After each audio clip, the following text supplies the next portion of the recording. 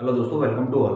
देखिए दोस्तों, आज हम लोग क्या कर रहे हैं, आज हम लोग मौर्य प्रशासन के बारे में पढ़ने जा रहे हैं। तो इससे पहले वाले लेक्चर में दोस्तों मैंने जो पार्ट फर्स्ट बनाया है उसमें हमने मौर्य काल के जितने भी शासक थे उनके बारे में पढ़ा। दोस्तों इसी क्रम में हम लोग आज पढ़ने जा रहे हैं मौर्यकालीन प्रशासन के बारे में। और दोस्तों ये बताने की जरूरत नहीं है कि मौर्यकालीन प्रशासन कितना इंपॉर्टेंट है हमारे लिए। दोस्तों प्रीवियस ईयर के जो पेपर्स हैं, आयोग के द्वारा जो भी परीक्षाएं आयोजित कराई गई हैं, उनमें आप लोग देख सकते हैं कि मौर्यकालीन प्रशासन से कितने ज्यादा सवाल हमें देखने को मिलते हैं। तो दोस्तों अपने आप में मोस्ट इंपॉर्टेंट लेक्चर होने वाला है आज का। तो चलिए हम लोग शुरू करते हैं मौर्यकालीन प्रशासन के बारे में। सबसे पहले दोस्तों हम लोग अपने हेडिंग को डाल लेते हैं मौर्यकालीन प्रशासन। तो यहां से हम लोग अपने हेडिंग को डालते हैं मौर्यकालीन प्रशासन।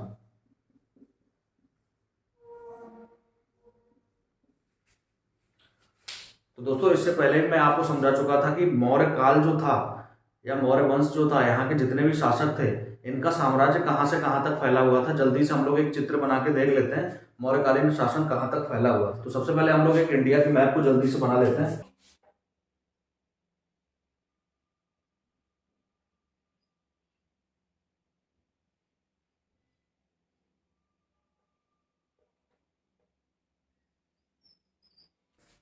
ये दोस्तों हमने एक भारत का मैप बना लिया। अब मैं आपको बताना चाहता हूँ कि मौर्य काल के जो शासक थे उनकी राजधानी कहाँ थी। तो सबसे पहले हम लोग यहाँ देख लेंगे दोस्तों, यहाँ पर एक जगह है पाटलिपुत्र। तो यहाँ से मैं पी से इंडिकेट कर रहा हूँ, पी का मतलब पाटलिपुत्र होता है दोस्तों।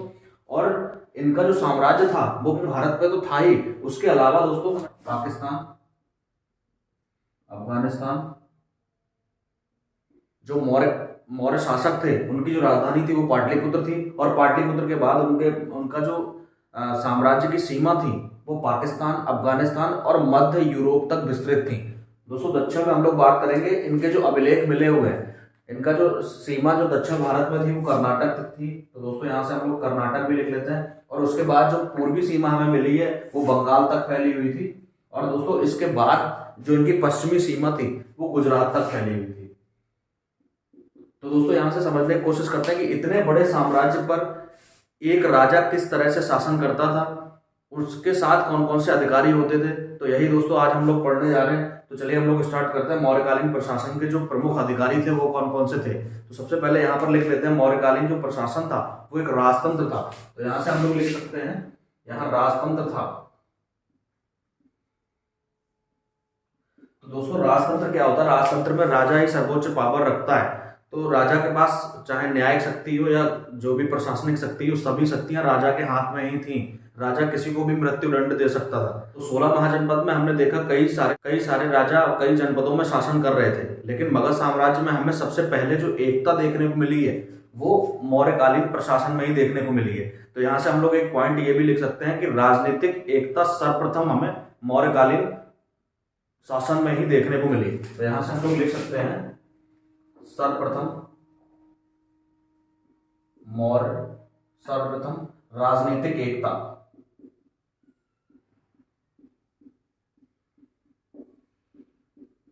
देखने को मिली।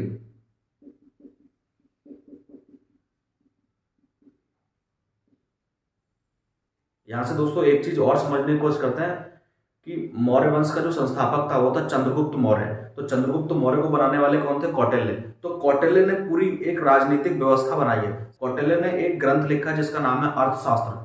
तो दोस्तों इसका नाम तो अर्थशास्त्र है, लेकिन इसमें पैसों के बारे में ज्यादा जानकारी नहीं मिलती। ये जो इनकी प्रशासनिक व्यवस्था थी उसकी जानकारी हमें ये किताब देती है। तो सबसे पहले अर्थशास्त्र में हमें एक साप्तांग सिद्धांत देखने को मिलता है। जैसे हम लोग लिख सकते हैं साप्तांग सिद्धांत। ये दोस्तों हमें अर्थशास्त्र में देखने को मिलता है। तो यहां पर हम लोग लिख सकते हैं अर्थशास्त्र में, अर्थशास्त्र के अनुसार। दोस्तों साप्तांग सिद्धांत से भी कई बार क्वेश्चन आ चुके हैं। साप्तांग का सिंपल मीनिंग आप समझ लीजिए, साप्तांग का मतलब 7 अंग। तो दोस्तों अब हम देखने की कोशिश करते हैं वो 7 अंग कौन कौन से थे। सबसे पहले यहाँ पर जो नाम आता है वो राजा। नंबर दूसरा नाम जो आएगा वो आमात्य। दोस्तों आमात्य मंत्री को कहते हैं। इसके बाद हम लोग देखेंगे तीसरा जनपद। नंबर 4 दुर्ग। नंबर 5 कोस।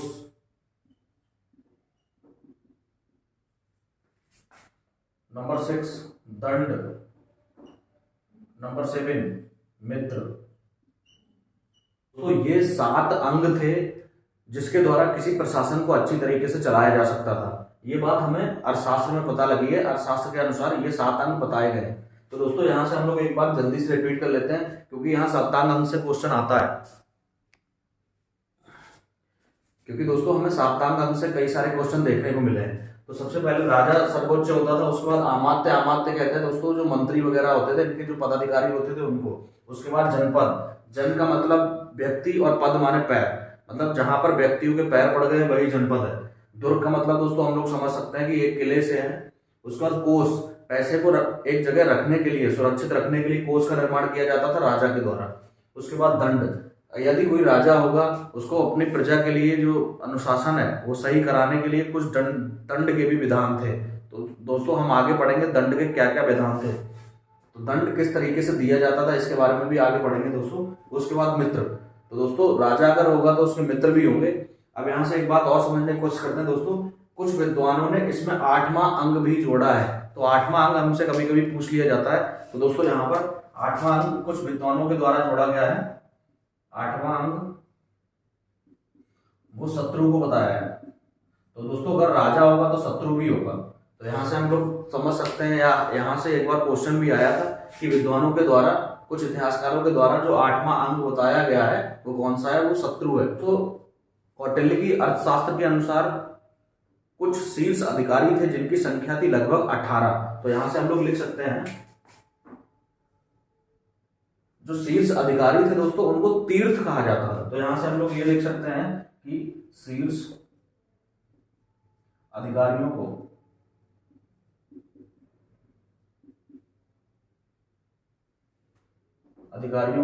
तीर्थ कहा जाता था।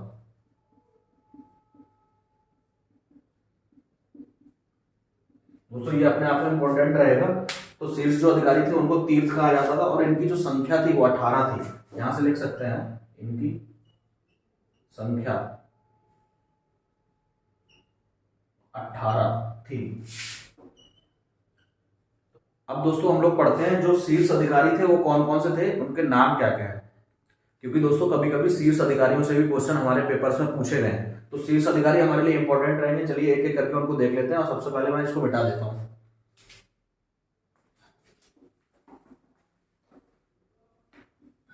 अब दोस्तों हम लोग पढ़ते हैं प्रमुख शीर्ष अधिकारियों के बारे में। तो सबसे पहले हम लोग अपना हेडिंग डाल लेते हैं शीर्ष अधिकारी। तो यहां से हम लोग लिख सकते हैं प्रमुख शीर्ष अधिकारी। तो दोस्तों यहां से सबसे पहले अधिकारी के बारे में हम लोग पढ़ने जा रहे हैं। नंबर 1 समाहर्ता।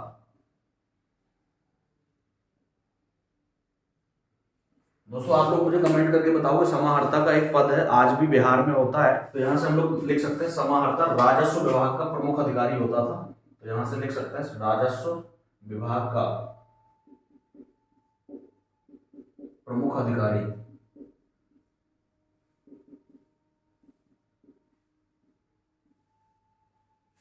नंबर दूसरे अधिकारी के बारे में दोस्तों हम लोग पढ़ने जा रहे हैं।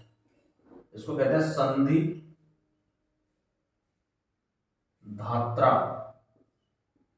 इसी को एक नाम, इसका इस अधिकारी का दोस्तों एक नाम और मिलता है जिसको हम लोग कहते हैं कोषाध्यक्ष।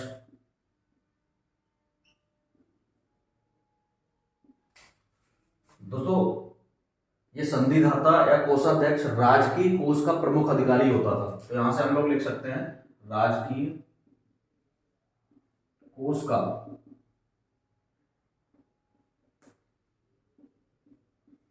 प्रमुख अधिकारी।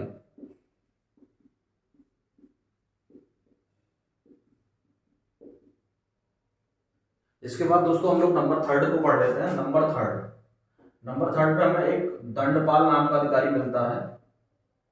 तो दंडपाल जो अधिकारी था दोस्तों ये पुलिस विभाग का अधिकारी था। तो यहां से लिख सकते हैं हम लोग पुलिस अधिकारी।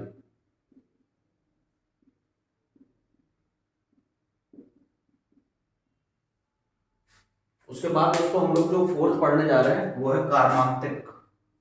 4th में लिखेंगे हम लोग कारमांतिक।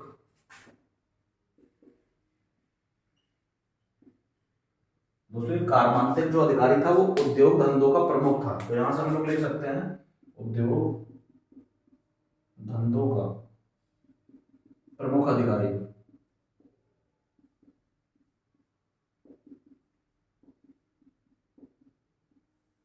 तो दोस्तों यहाँ से हम लोग समझ सकते हैं इतने बड़े प्रशासन को चलाने के लिए बहुत सारे अधिकारी थे। तो इन अधिकारियों के बारे में हम लोग पढ़ने जा रहे हैं और अपने आप में मोस्ट इंपॉर्टेंट है दोस्तों। कई बार हमारे पेपर्स में इन अधिकारियों से क्वेश्चन आए हुए हैं, आप लोग प्रीवियस पेपर उठा के देख सकते हैं। अब दोस्तों हम लोग बात कर लेते हैं नंबर 5 की। नंबर 5 पे जो अधिकारी है दोस्तों वो है प्रशासता। दोस्तों जो प्रशासता अधिकारी था वो राजकीय आदेशों को लिपिबद्ध करने वाला अधिकारी था, यानी राजा जो भी ऑर्डर देता था या राजा जो भी आदेश देता था उसको लिखने का कार्य किसका था? प्रशासता का था। तो यहां से हम लोग लिख सकते हैं राजकीय आदेशों को लिपिबद्ध करने वाला अधिकारी, यहीं पर लिख देता हूं दोस्तों अधिकारी। अब दोस्तों हम लोग पढ़ते हैं नंबर 6 के बारे में। तो नंबर 6 जो है उस अधिकारी का नाम है अंतर्वेशिक। तो यहां से हम लोग लिख सकते हैं अंत्यवेशिक।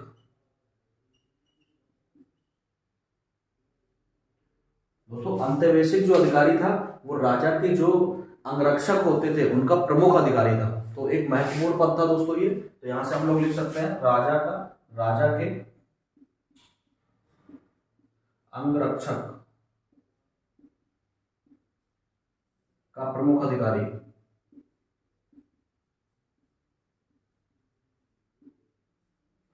दोस्तों ये जितने भी अधिकारी लिखा रहा हूं सब मोस्ट इंपॉर्टेंट है।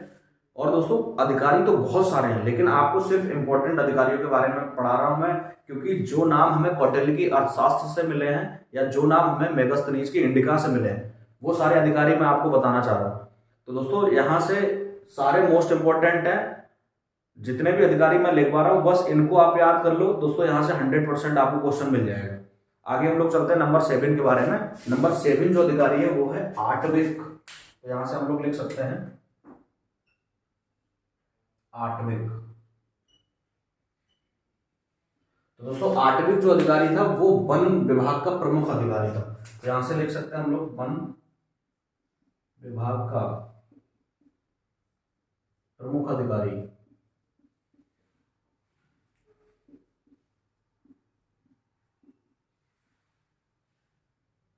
दोस्तों इसमें से कुछ अधिकारी ऐसे हैं जो आज भी हमारे शासन व्यवस्था में हमें देखने को मिलते हैं। तो नंबर 8 पे एक हम लोग बहुत इंपॉर्टेंट अधिकारी को पढ़ने जा रहे हैं जिसका नाम है पौतवा अध्यक्ष। तो दोस्तों यहाँ से पौतवा अध्यक्ष के बारे में कई बार क्वेश्चन पूछा जा चुका है, तो यहाँ से हम लोग लिख लेते हैं इस अधिकारी के बारे में। नंबर 8 पौतवा अध्यक्ष। ये पौतवा अध्यक्ष जो अधिकारी है ये माप तौल का अधिकारी था। तो यहां से हम लोग लिख सकते हैं माप तौल का प्रमुख अधिकारी।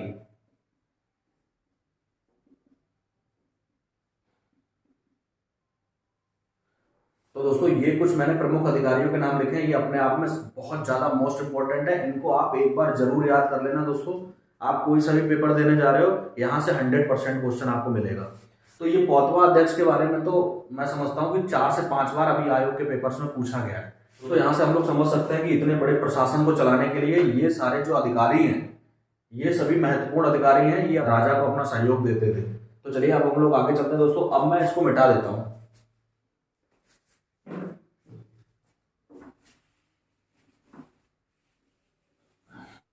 अब दोस्तों हम लोग देखते हैं इतने बड़े प्रशासन को चलाने के लिए किस तरीके से इनका राजनीतिक संगठन था। तो यहाँ से हम लोग लिख सकते हैं प्रशासन की इकाई। तो प्रशासन किस तरीके से इसका गठन किया गया था वो हम लोग देख लेते हैं। तो यहाँ से हम लोग हेडिंग डालेंगे प्रशासन की इकाई।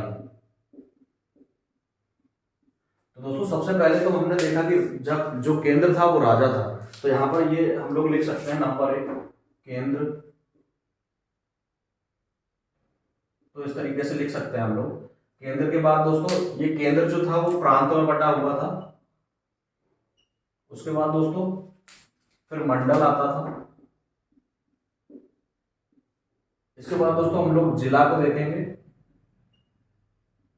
जिले को गोप में बांटा जाता था दोस्तों। तो यहाँ पर एक गोप नाम की इकाई थी, और गोप के बाद जो सबसे प्रशासन की सबसे छोटी इकाई थी वो थी ग्राम। तो दोस्तों यहाँ से समझने की कोशिश करते हैं। केंद्र में जो प्रमुख अधिकारी था वो राजा था। प्रांत के जो अधिकारी थे दोस्तों उनको महामात्र भी कहा जाता था। तो दोस्तों ये महामात्र जो प्रांत में नियुक्त अधिकारी थे ये राजा के सगे संबंधी थे, या तो राजा का बेटा हो सकता है या उनके रिलेशन में जो भी व्यक्ति प्रभावशाली हो वो यहाँ पर नियुक्त किए जाते थे। उसके बाद इसको मंडल में बांटा जाता था, मंडल के बाद जिले में बांटा जाता था, और जिले के बाद गोप में बांटा जाता था। तो दोस्तों गोप जो है ना वो 10 ग्रामों का समूह है। तो यहाँ से हम लोग लिख सकते हैं 10 गांव का समूह है। तो दोस्तों ये भी अपने आप में मोस्ट इंपॉर्टेंट है। उसके बाद सबसे छोटी इकाई ग्राम होती थी। तो दोस्तों इस तरीके से प्रशासन की इकाइयों को बांटा गया था। इसी तरीके से प्रशासन को सही सुचारू रूप से चलाने के लिए इस तरीके के डिवाइडेशन किए गए थे।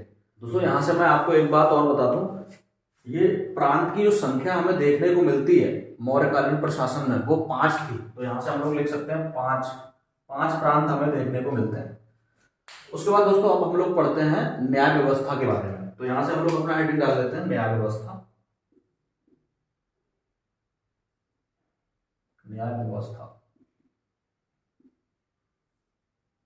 तो न्याय व्यवस्था थी, इसको 2 भागों में बांटा गया था। वो 2 भाग कौन कौन से थे वो मैं यहां लिख देता हूं। नंबर 1 दोस्तों धर्म स्थिर न्यायालय। नंबर दूसरा दोस्तों जो बांटा गया था वो था कंटक शोधन। तो यहां से हम लोग लिख सकते हैं कंटक शोधन न्यायालय। दोस्तों एक बार ऐसे भी क्वेश्चन आ चुका है कंटक शोधन मौर्य प्रशासन में क्या था, तो हम लोग यहां से याद रखेंगे ये न्यायालय था। अब दोस्तों यहां से एक चीज और समझ लेते हैं, जो धर्मस्थी न्यायालय हैं वो दीवानी न्यायालय थे। इनको दीवानी न्यायालय भी कहा जाता था। उसके बाद जो दोस्तों कंटक शोधन न्यायालय थे ये थे फौजदारी न्यायालय। तो यहां से हम लोग लिख सकते हैं फौजदारी न्यायालय। यहां से दोस्तों एक बात और समझने की कोशिश करते हैं, पैसे से संबंधित जो भी विवाद होता था वो दीवानी न्यायालय में सुलझाया जाता था। तो इसको हम लोग धर्मस्थी न्यायालय के नाम से भी जानते हैं। तो सही कर लेते हैं हम लोग। उसके बाद जो कंटक शोधन न्यायालय था उसमें मारपीट के झगड़ों को सुलझाया जाता था।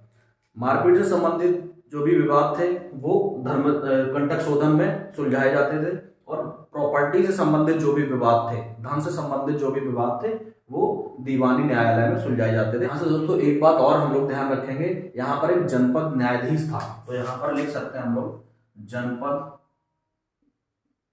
न्यायाधीश। तो ये जनपद न्यायाधीश जो था इसको हम लोग रज्जुक के नाम से जानते हैं। तो यहां से हम लोग लिख सकते हैं रज्जुक।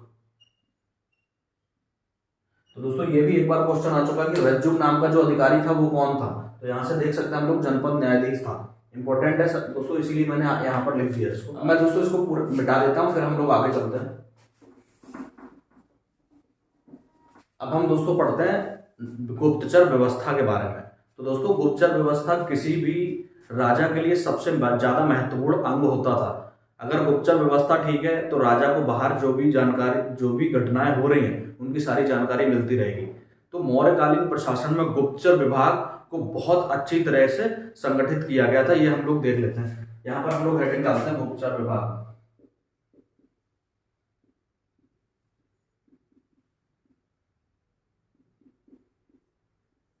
तो दोस्तों गुप्तचर विभाग में हमें 2 तरीके के गुप्तचर देखने को मिलते हैं। तो कौन कौन से हैं मैं यहाँ से बता देता हूँ आपको।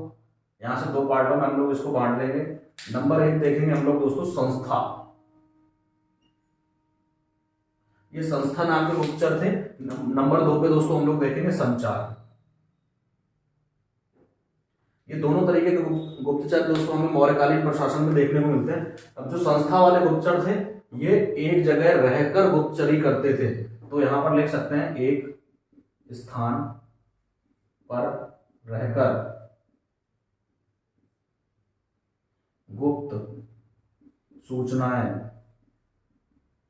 एकत्रित करना।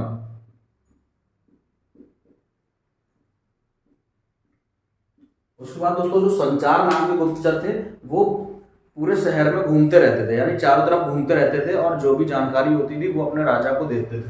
तो यहाँ से हम लोग लिख सकते हैं संचार के बारे में भ्रमण करके गुप्त सूचनाएं एकत्र करना। तो यहां से दोस्तों हम लोग इनको याद रखेंगे। और दोस्तों उसके बाद जो इंपॉर्टेंट बात है वो याद रखेंगे, जो गुप्तचर थे, गुप्तचरों को गूढ़ पुरुष कहा जाता था। दोस्तों क्या कहा जाता था? गूढ़ पुरुष। यहां से याद रखेंगे, इंपॉर्टेंट है, एक बार आ भी चुका है, गूढ़ पुरुष कहा जाता था। उसके बाद दोस्तों गुप्तचर विभाग का जो सबसे बड़ा अधिकारी होता था उसको हम लोग महामात्य सर्प कहते थे। तो दोस्तों यहां से हम लोग लिख सकते हैं गुप्तचर विभाग का सर्वोच्च अधिकारी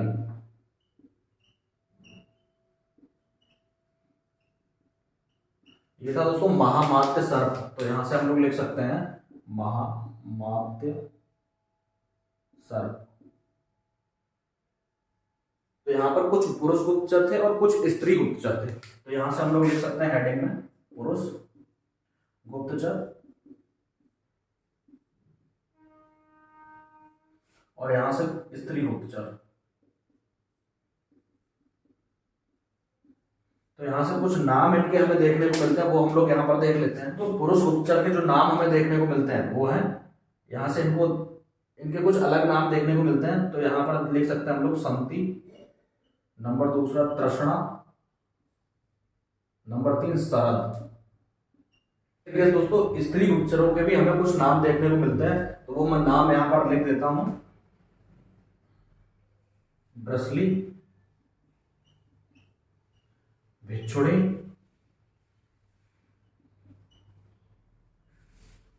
और परिव्राजक।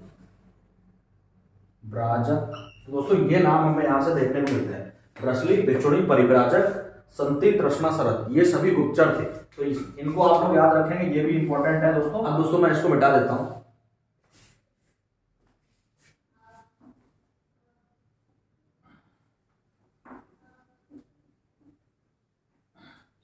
अब दोस्तों हम लोग लिख लेते हैं यहाँ की जो आर्थिक स्थिति थी वो कैसी थी। तो सबसे पहले अपना हेडिंग डाल लेते हैं आर्थिक स्थिति।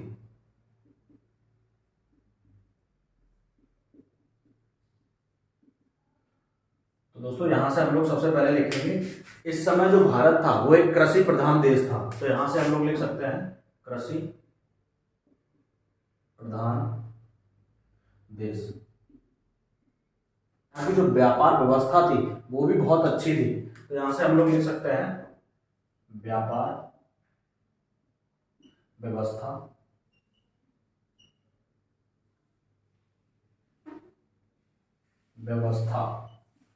उत्तम थी। यहां पर दोस्तों मैं बता देता हूं आपको, यहां से जो व्यापार होता था वो नदियों के भी माध्यम से होने लगा था। और दोस्तों विदेशों से तो व्यापार होता ही था। हमने देखा कि कंबोज से घोड़े खरीदे जाते थे। इस तरीके के साक्ष्य हमें किसमें मिले? अर्थशास्त्र में देखने को मिले। तो दोस्तों हमने यहाँ पर यह भी देखा कि मेगास्थनीज के द्वारा भी व्यापार व्यवस्था का बहुत अच्छी तरीके से वर्णन किया गया है। अब दोस्तों हम लोग पढ़ लेते कुछ इंपॉर्टेंट फैक्ट्स। तो यहाँ पर दोस्तों कुछ इंपॉर्टेंट जो वर्ड है वो हमें देखने को मिलते हैं। सबसे पहले हम लोग यहाँ पर देखेंगे अदेव मात्रक भूमि। दोस्तों ये अदेव मात्रक भूमि जो थी, इसमें बिना वर्षा के अच्छी खेती होती थी। तो यहां से हम लोग लिख सकते हैं बिना वर्षा के अच्छी कृषि।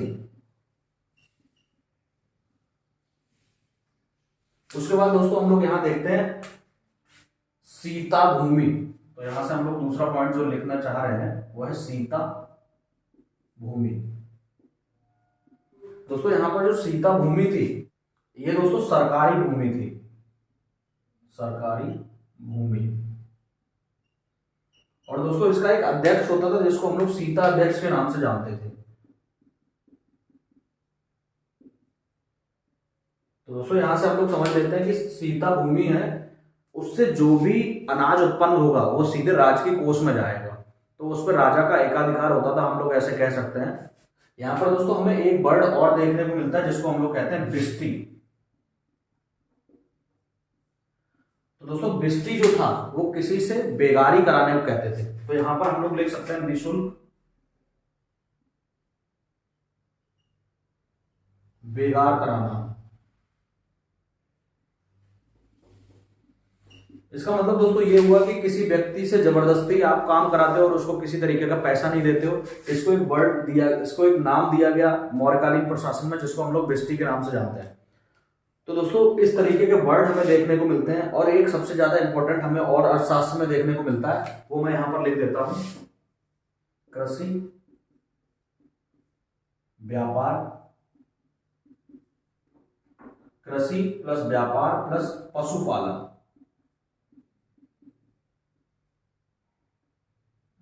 पशुपालन। तो दोस्तों इन तीनों के लिए एक संयुक्त रूप से अर्थशास्त्र में वर्ड दिया गया है जिसको हम लोग वार्ता के नाम से जानते हैं। तो यहां पर हम लोग लिख सकते हैं वार्ता। अब दोस्तों मैं इसको मिटा देता हूं। अब हम लोग पढ़ने जा रहे हैं कर व्यवस्था। यहाँ का जो टैक्स सिस्टम था वो कैसा था, यहां से इसको मिटा देता हूं। अब दोस्तों हम लोग पढ़ते हैं यहाँ की कर व्यवस्था कैसी थी। सबसे पहले अपना हेडिंग डालते हैं कर व्यवस्था। कर व्यवस्था। दोस्तों सबसे पहले समझने की कोशिश करते हैं, क्योंकि कर व्यवस्था से दोस्तों कई क्वेश्चन हमें देखने को मिलते हैं। तो यहाँ की जो कर व्यवस्था थी वो इस तरीके से थी। तो यहाँ पर सबसे पहला पॉइंट हमें लिखेंगे कर की दर 1/6 से 1/4 तक देखने को मिलती है।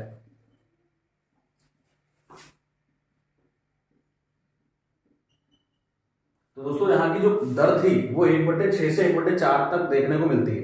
1/6 और 1/4 का मतलब दोस्तों यहाँ सिंपली एक समझाने की कोशिश करता हूँ कि अगर आपके पास 100 रुपए हैं तो इसका 1/4 भाग राजा को जाएगा, यानी यहाँ पर 25, तो 25% भाग राजा को जाएगा, बचा हुआ भाग जो भूमि पर जो मेहनत करता है उसको मिलेगा। तो यहाँ से हम लोग समझ सकते हैं कि इस तरीके से हमें दर देखने को मिलती है।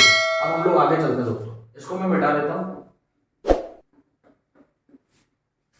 दोस्तों यहाँ पर हमें प्रणय कर देखने को मिलता है, तो यहां से हम लोग लिख सकते हैं प्रणय कर। तो दोस्तों इस तरीके से कर लिए जाते थे, उन करों के नाम मैं यहां लिख रहा हूं। तो प्रणय कर जो था वो आपातकालीन कर था। दोस्तों कभी जब राजा के ऊपर आक्रमण हो जाता था या राजा किसी संकट में होता था या राजा के पास पैसे की कमी होती थी तो ये प्रणय कर लिया जाता था। तो यहां से हम लोग लिख सकते हैं आपातकालीन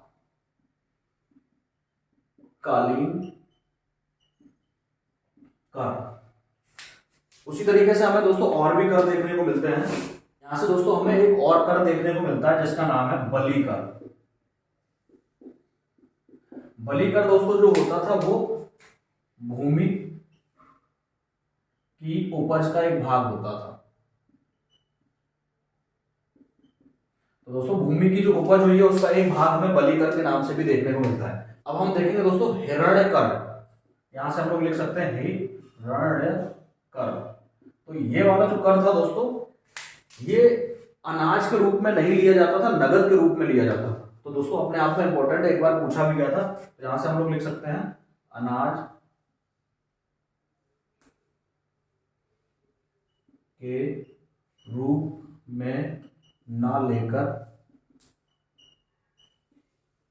नगद रूप में लिया जाता था। दोस्तों अपने आप में इंपॉर्टेंट है। उसके बाद हम लोग आगे चलते हैं दोस्तों, हमें एक परिहारक गांव देखने को मिलते हैं। तो दोस्तों परिहारक गांव कौन से थे, यहां से मैं लिख देता हूं परिहारक।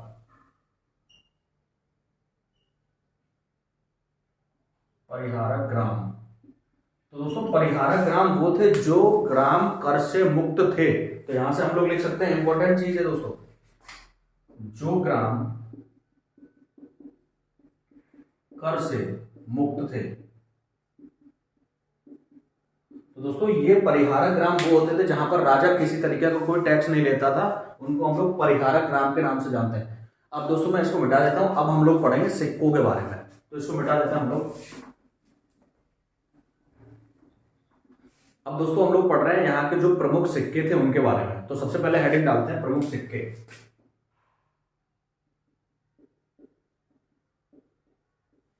दोस्तों शासन व्यवस्था को चलाने के लिए मौर्य वंश में हमें कुछ सिक्के देखने को मिलते हैं, उनके बहुत अलग अलग नाम है। तो दोस्तों चलिए देख लेते हैं हम लोग वो नाम कौन कौन से हैं, क्योंकि सिक्कों से भी हमें कुछ क्वेश्चन देखने को मिले। तो दोस्तों सबसे पहले हम लोग सिक्के का नाम डालते हैं करसापड़। इसको पड़ भी कहा जाता था दोस्तों, इसको धारण भी कहा जाता था। तो दोस्तों ये वाले जो सिक्के थे वो चांदी के बने होते थे। तो यहां से हम लोग लिख सकते हैं चांदी के बने सिक्के। इसके बाद दोस्तों हमें एक सिक्का और देखने को मिलता है जिसका नाम है सुवर्ण। दोस्तों ये सुवर्ण जो सिक्का था वो सोने का बना होता था। तो यहां से हम लोग लिख सकते हैं सोने का बना सिक्का। इसके बाद दोस्तों हमें दो सिक्के और देखने को मिलते हैं दोस्तों। यहां से मैं लिख देता हूं, एक तो भासक और दूसरा दोस्तों हमें देखने को मिलेगा काकड़ी। काकड़ी दोस्तों ये दोनों जो सिक्के हैं वो तांबे के बने होते थे। तो यहां से हम लोग लिख सकते हैं तांबे के सिक्के, तांबे के बने हुए। दोस्तों ये दोनों सिक्के तांबे के बने हुए थे। और दोस्तों यहाँ पर जो काकड़ी प्रकार के सिक्के हैं वो अशोक के जो अभिलेख मिले उसमें भी हमें काकड़ी प्रकार के सिक्कों का जिक्र मिलता है। मैंने इससे पहले आपको महास्थान अभिलेख के बारे में बताया था, उसमें एक काकड़ी प्रकार के सिक्के का भी उल्लेख मिला है, इसलिए हमारे लिए ये मोस्ट इंपॉर्टेंट है दोस्तों। अब दोस्तों हम लोग देख लेते हैं ये जो सारी मुद्राएं हैं इनको जारी करने वाला एक अधिकारी था जिसका नाम हम लोग यहाँ से पढ़ लेते हैं, जिसका नाम है दोस्तों, यहां से मैं पूरा पॉइंट लिखता हूं, मुद्राएं जारी करने वाला अधिकारी।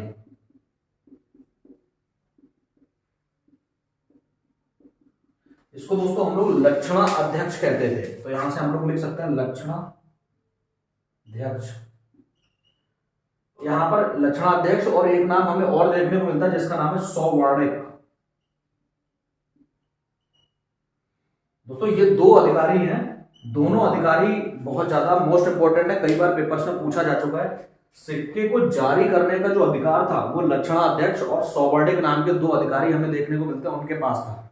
अब दोस्तों सिक्के को परखने के लिए भी एक अधिकारी था। जैसे सिक्का अगर नकली बन गया तो नकली और असली का जो डिसाइड करने के लिए एक अधिकारी हमें और देखने को मिलता है, उसका नाम मैं यहां लिख देता हूं। तो यहां से हम लोग सबसे पहले लिखते हैं मुद्रा परीक्षण करने वाला अधिकारी, करने वाला अधिकारी। तो दोस्तों मुद्रा का जो परीक्षण करता था उस अधिकारी को हम लोग रूप दर्शक के नाम से जानते हैं। तो यहां से हम लोग लिख सकते हैं रूप दर्शक।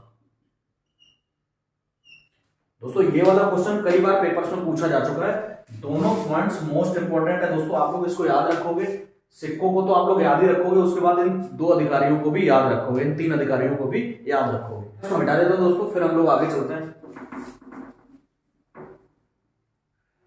अब दोस्तों हम लोग पढ़ते हैं कुछ इंपॉर्टेंट फैक्ट्स जो हमें कौटिल्य की अर्थशास्त्र में देखने को मिलते हैं। यहां से हमें कई सारे क्वेश्चन पेपर्स में भी देखने को मिलते हैं। तो सबसे पहले दोस्तों यहाँ पर मार्गों को बनवाने वाला एक अधिकारी हमें देखने को मिलता है। तो मार्गों को बनवाने वाला अधिकारी कौन सा, यहां से लिख देता हूं दोस्तों, मार्गों को बनवाने वाला अधिकारी। दोस्तों इस अधिकारी का नाम है एग्रोनोमई, एग्रोनोमई।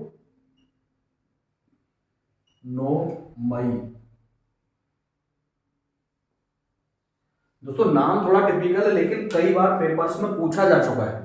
मार्गों को बनाने वाला जो अधिकारी था वो एग्रोनोमई था। तो यहां से आप लोग इसको याद रखेंगे।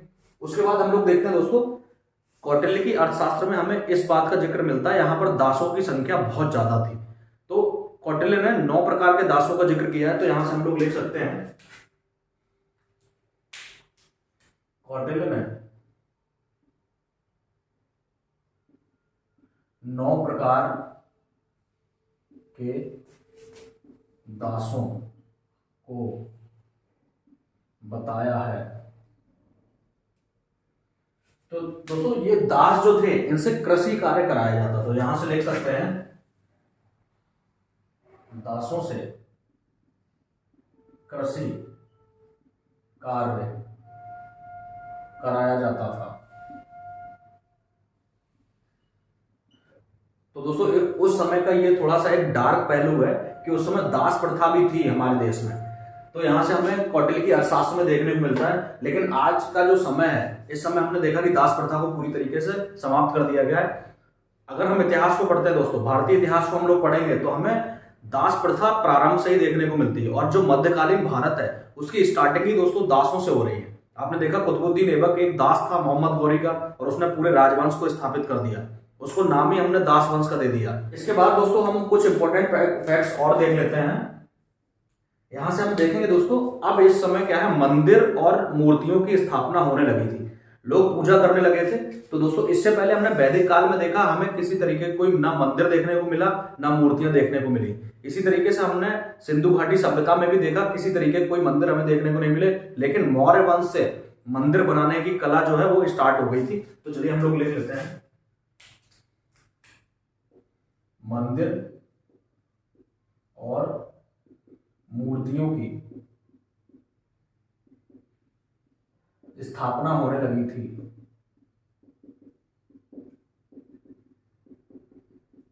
तो दोस्तों ये इंपॉर्टेंट रहेगा हमारे लिए। और दोस्तों सबसे ज्यादा जो मंदिरों का निर्माण किया गया है दोस्तों, वो गुप्त वंश में किया गया है। तो यहां से ये भी आप लोग याद रखेंगे। अब दोस्तों हम लोग बात कर लेते हैं शिक्षा के प्रमुख केंद्रों के बारे में। तो यहां से हम लोग हेडिंग डाल देते हैं शिक्षा के प्रमुख केंद्र।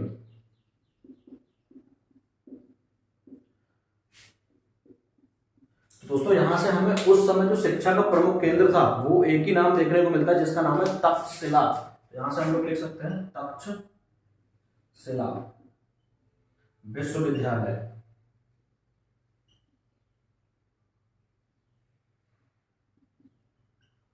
तो दोस्तों तक्षशिला जो विश्वविद्यालय था, यहां से हम लोग लिख सकते हैं चंद्रगुप्त मौर्य,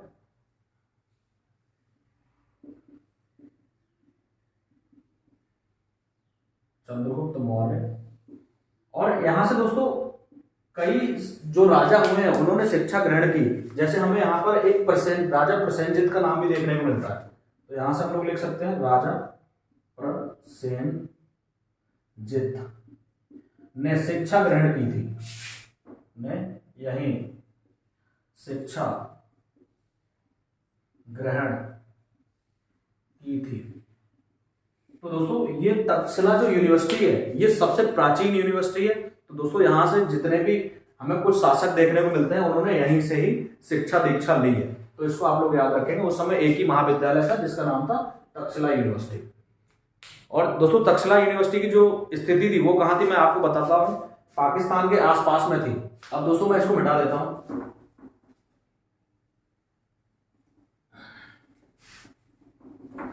अब दोस्तों हम लोग बात कर लेते हैं सम्राट अशोक की। तो सम्राट अशोक ने, हमने देखा दोस्तों कलिंग युद्ध के बाद सम्राट अशोक ने बौद्ध धर्म को अपनाया था। तो बौद्ध धर्म के प्रचार प्रसार के लिए दोस्तों सम्राट अशोक ने 84,000 स्तूपों का निर्माण कराया। तो ये सारे निर्माण कब हो रहे हैं, मौर्य वंश में ही हो रहे हैं। तो यहां से हम लोग लिख सकते हैं अशोक ने बौद्ध प्रचार के लिए 84,000 स्तूपों का निर्माण कराया था।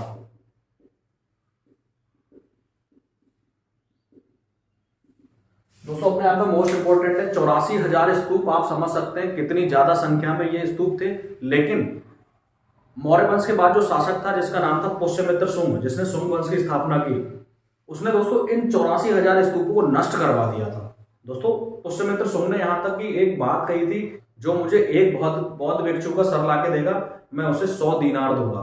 तो इसी में हम लोग देखेंगे दोस्तों सम्राट अशोक ने कुछ स्तंभों का निर्माण कराया बौद्ध धर्म के प्रचार के लिए। अशोक ने कुछ स्तंभ निर्माण कराए थे। दोस्तों स्तंभ निर्माण हमारे लिए क्यों इंपॉर्टेंट है, इसको हम लोग समझने की कोशिश करते हैं। क्योंकि कुछ स्तंभ ऐसे मिले जिनके ऊपर हमें बहुत सारे पशुओं की मूर्तियां देखने को मिलती हैं। जैसे हम लोग देख लेते हैं सारनाथ स्तंभ, यहां से हम लोग लिख सकते हैं सारनाथ स्तंभ। उसके बाद हम लोग देखेंगे दोस्तों रामपुरवा स्तंभ। और देखेंगे दोस्तों हम लोग सांची स्तंभ। तो दोस्तों यहां से हम लोग देखने की कोशिश करते हैं सारनाथ का जो स्तंभ है उसके ऊपर हमें 4 सिंह देखने को मिलते हैं। तो यहां से मैं लिख सकता हूं 4 सिंह। तो 4 जो शेर हैं वो स्तंभ के ऊपर, एक खंबे के ऊपर अपनी पीठ को सटाए हुए चारों दिशाओं में मुंह करके बैठे हुए। तो ये सारनाथ स्तंभ की हमें महत्वपूर्ण विशेषता देखने को मिलती है। इसके बाद दोस्तों हम लोग देखते हैं रामपुरवा स्तंभ। तो रामपुरवा स्तंभ में हमने देखा एक वृषभ, यानी वृषभ का मतलब बैल, तो बैल का चित्र हमें देखने को मिलता है। तो यहां से हम लोग लिख सकते हैं बैल की मूर्ति। तो दोस्तों इसको बैल भी लिख सकते हैं या वृषभ भी लिख सकते हैं, वृषभ। तो वृषभ की मूर्ति इन स्तंभों के ऊपर लगाई गई थी। इसके बाद हम लोग देखते हैं दोस्तों सांची का जो स्तंभ है उसमें भी हमें सिंह की मूर्ति। तो दोस्तों इस तरीके से ये सारे स्तंभ इंपॉर्टेंट है। हमें यहाँ पर बहुत सारे जानवरों के भी अंकन देखने को मिलते हैं, किस तरीके से मूर्तियां बनाई गई। तो यहाँ से कभी कभी क्वेश्चन हमें देखने को मिलता है कि सारनाथ स्तंभ के ऊपर कौन सा जानवर बनाया गया है। इसी तरीके से दोस्तों हम यहाँ पर एक चीज और लिख सकते हैं, यहाँ पर लिख सकते हैं संकिसा का स्तंभ। यहाँ पे एक चीज और लिख सकते हैं क्योंकि यहाँ से क्वेश्चन एक बार आ चुका है, संकिसा स्तंभ।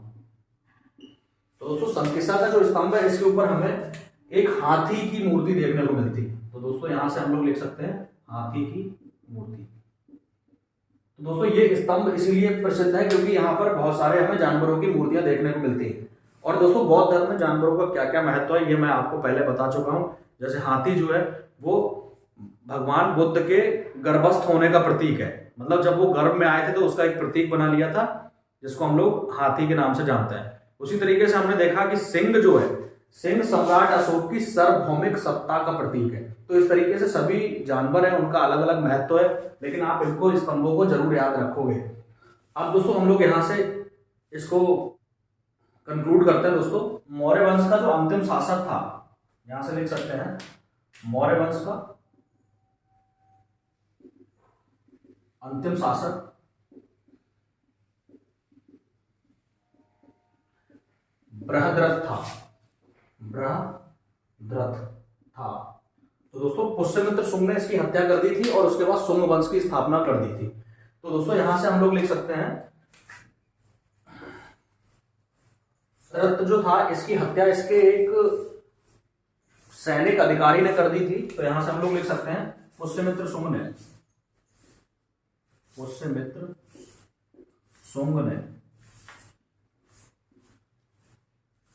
अंतिम शासक की हत्या करके शुंग वंश को स्थापित किया, शुंग वंश की स्थापना की। तो दोस्तों यहां से ये बात बहुत मोस्ट इंपॉर्टेंट है, इसको आप लोग याद रखोगे कि शुंग वंश कौन था, बृहद्रथ का एक सेना नायक था, उसने इनकी हत्या करके एक नए राजवंश की स्थापना कर दी जिसको हम लोग शुंग वंश के नाम से जानते हैं। तो मौर्य वंश के बाद हम लोग शुंग वंश के बारे में पढ़ेंगे। तो दोस्तों आज हमने जो पढ़ा ये बहुत ज्यादा मोस्ट इंपॉर्टेंट है किसी भी पेपर्स के लिए। तो आज के लिए हम लोग इतना ही रखते हैं, बाकी नेक्स्ट टाइम हम लोग शुंग वंश को पढ़ेंगे। तो वीडियो देखने के लिए दोस्तों आपका बहुत बहुत धन्यवाद, बहुत बहुत आभार। तो दोस्तों वीडियो को लाइक करिए, चैनल को सब्सक्राइब करिए और नेक्स्ट टाइम हम लोग मिलते हैं दोस्तों। जय हिंद, जय भारत।